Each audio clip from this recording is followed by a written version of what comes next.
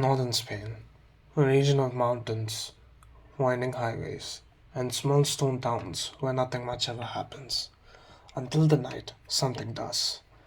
A disappearance so clean, so sudden, so complete, that more than 30 years later, Spanish investigators still cannot explain what happened.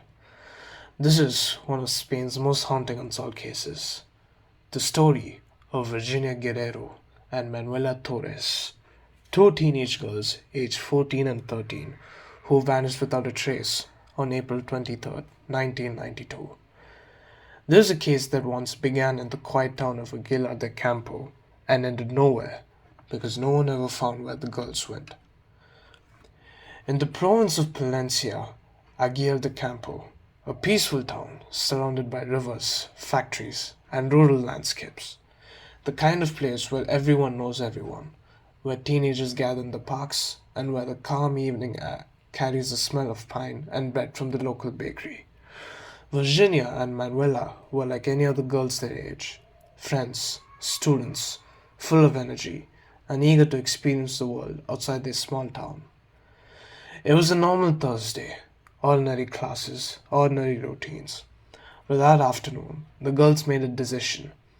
They would travel to Reynosa, a town about 30 kilometers away in Cantabria. The reason?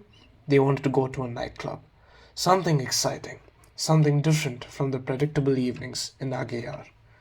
The trains were frequent, cheap, and used by locals. So the girls boarded one of them, and nothing seemed amiss. That moment, them stepping into the train, was the last time their hometown would see them alive. When Virginia and Manuela arrived in Reynosa, they walked around the town, spent some time outside the nightclub area, and reportedly brought a few snacks. They were seen laughing, talking, acting like normal teenagers. That evening, the weather was cool, the streets busy, but by the time 9 p.m. approached, they needed to get back to Aguirre. And this is where the timeline becomes chilling. There were no more trains returning home at that hour, no buses, and the distance between Reynosa and Aguirre was too far to walk. So the girls made a decision a lot of teenagers made in small town Spain at the time. They decided to hitchhike. One woman, a resident of Aguilar de Campoo, also happened to be in Reynosa that night. She saw the girls near the main street on the sidewalk, signaling for a ride. Her testimony would become the most important part of the case. She reported seeing Virginia and Manuela get into a light-colored car, described as white or cream, a common compact car in Spain at the time. The license plate she recalled appeared to begin with the regional code for Valladolid. This was the last confirmed sighting of the girls, the last time anyone saw them alive, climbing into a stranger's vehicle, trying to get home. At the time, this didn't seem unusual. People hitchhiked, drivers picked them up. But looking back, that moment is the point at which the story fractures into a mystery. Because after they entered that car, they were gone. When the girls failed to return home, panic set in quickly. Virginia's and Manuela's families contacted authorities. Neighbors began to search, and soon the entire region was alerted. Local police, the civil guard, and volunteers scoured the area between Reynosa and Aguilar de Campoo. Roads, farm tracks, riverbanks, abandoned buildings, rural paths. They found nothing. Not a piece of clothing, not a footprint, not a single object belonging to the girls. As days passed, the investigation intensified. Train stations were checked, hitchhiking routes were mapped, drivers questioned. Known offenders in the region interviewed. Still nothing. The car, the one identified by the witness, was never found.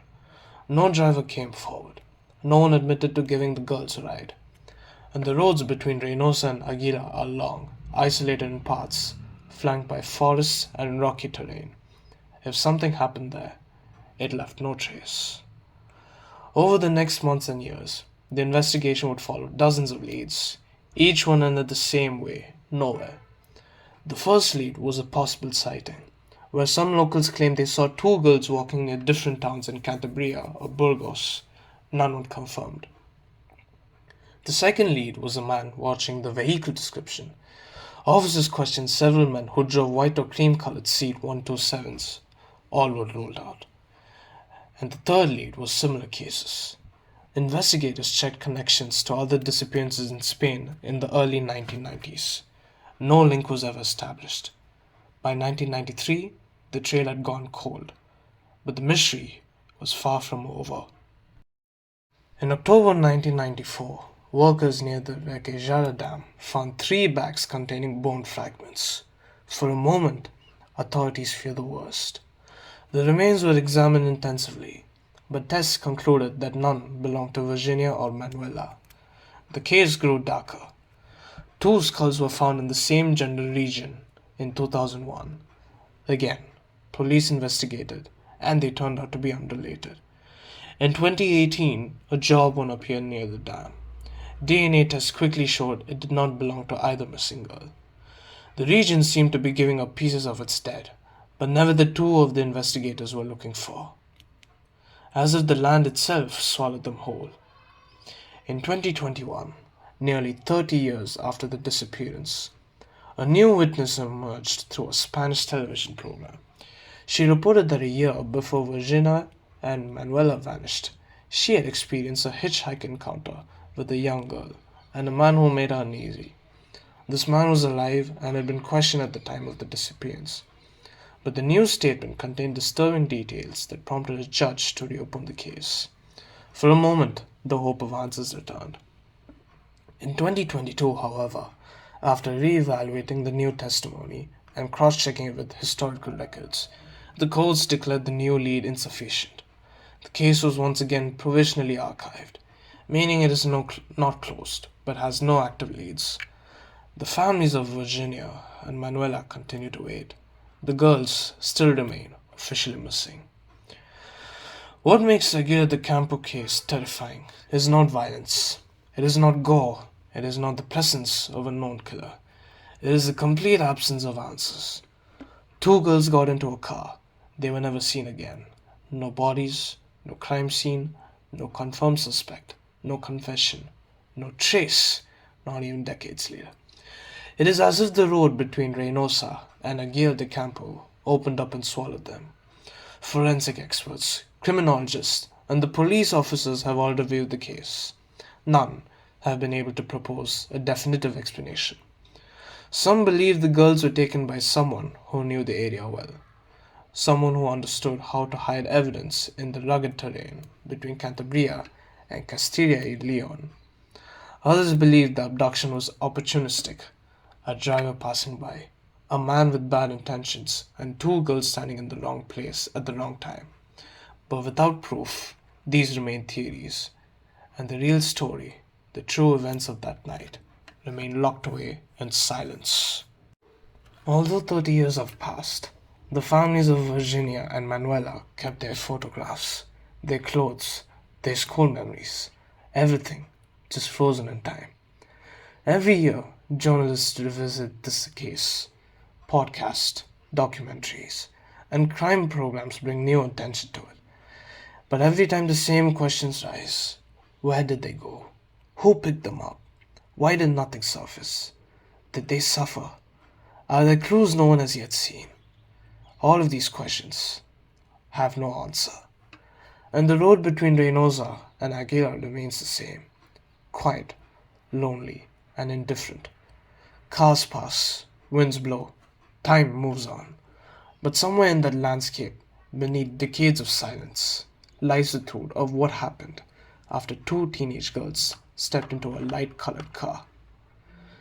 The story is not a ghost story. It is not legend, not folklore. It is real, documented, investigated, and unresolved.